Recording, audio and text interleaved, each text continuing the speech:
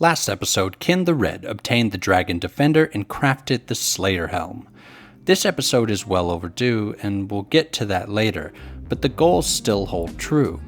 Skilling grinds are not only a big priority at this stage in the account, but something that can't be ignored any longer. My Slayer Helm is just asking to be imbued, and Barrows is calling my name for some reason. I started off with some Slayer, which allowed me to unlock broader fletching. I then dropped a Guthix kite shield from a hard clue and celebrated by running a few errands. I created my first birdhouse on the account, had the herbalist in Narda clean some Catentine for me so that I can turn them into Dr. Jekyll for super restores over time, then turned in 4 longbones, which got me to 51 construction. Alright, and I was kind of wondering what to do next, so I decided Motherlode Mine because I still need that 70 mining. I decided on Motherlode Mine while I edit episode 10. In no time at all, Jekyll showed up to take one of the Catentines off of my hands. I'd accumulated quite a few golden nuggets, so I spent them on pieces of the Prospector's outfit.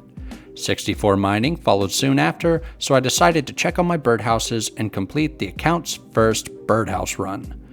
After some research, I knew that it was time to take on the Nightmare Zone and complete my goal of an imbued Slayer Helm. If you've grinded Nightmare Zone for points before, feel free to skip to the next chapter of the video. If you haven't and are curious how it works, here's a breakdown.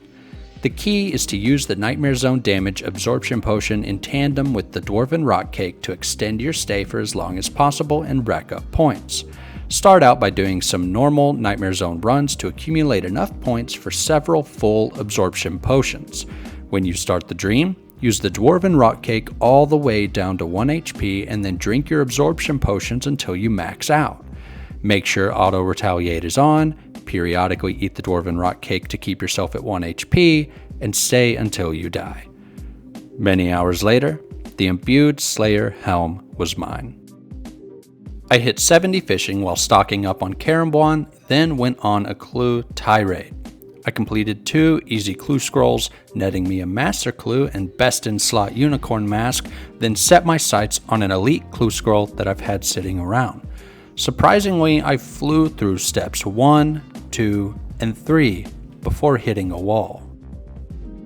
I've not completed Swan Song or its prerequisites, but I'm far too along to quit now. I started with one small favor, which rewarded me 2 10k XP lamps and 54 herblore.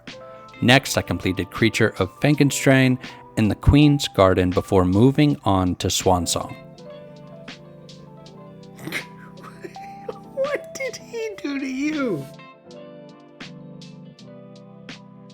Woohoo! A few elite clue scroll steps later. Ooh, what is that? Absolutely.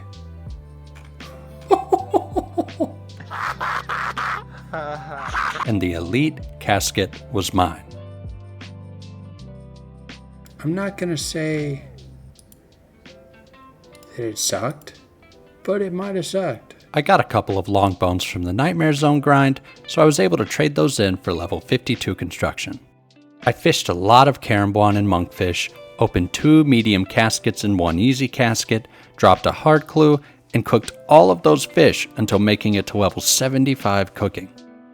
Neve assigned me the first Dust Devils task on the account, where I dropped a pair of black D'hide Vambraces and got to 76 ranging. I decided to use all of the ensouled heads I'd collected to gain some prayer levels, making it to 56 prayer before running out. I splashed until 72 magic, got 38 rune crafting from Tears of Guthix, and 55 herblore from a farm run. Needing a jolt of excitement, I put down the secateurs and picked up the Ibans. I have some brotherly business.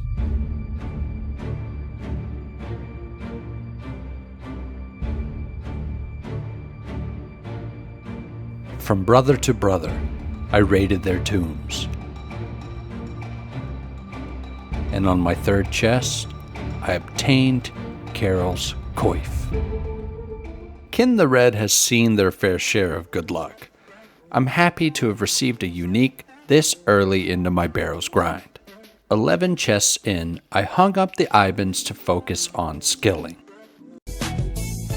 Hell no, to the no, no, no. I have a lot of content ahead of me that I'm skill blocked from, and I need to work on changing that. I started with some tree runs, planting yews and pineapple trees, which got me to 61 farming the next day.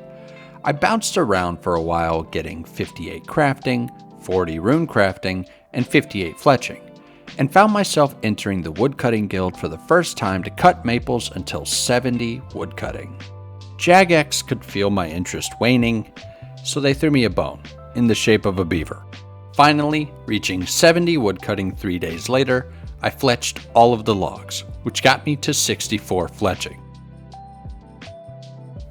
So we have quite a little bit to go, and that's okay. We just need to figure out now how we want to get there.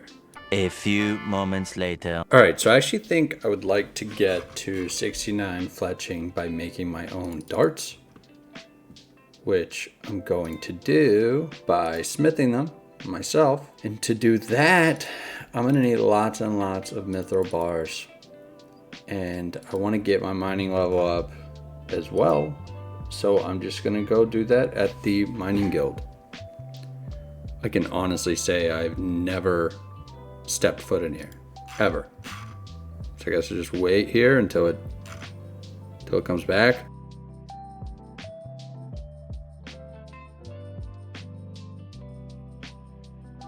Exciting. One eternity later. I hate this. I hate this so much. 12 seconds later. Yeah, I'm done. I'm gonna go do something else.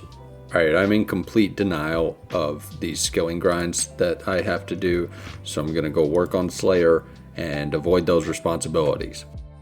Breaking through 67 Slayer and 77 Strength, I could feel myself slipping.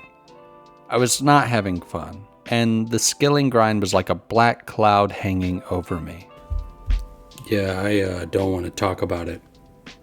I tried doing different activities throughout Gillinor to have fun, but in the end, I just needed to leave.